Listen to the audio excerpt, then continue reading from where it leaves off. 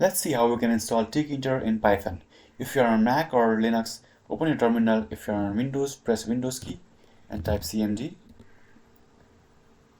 Once your terminal or command prompt is open, you need to check if you have pip installed. We need to install pip to install Tkinter. To check it, type python mpip version. This will show us pip version.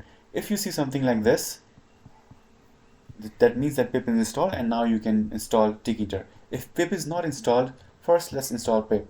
To install pip, you need to run this command. I will have this in the description. You can copy it from there.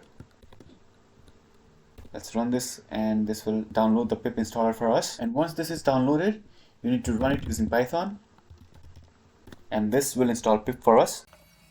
Once pip is installed, you just need to run this command to install Tkinter. Now this will install Tkinter for us. Once this is complete, Tkinter is successfully installed. Now you can import Tkinter and use it in your project. If you have any questions, let me know in the comments below.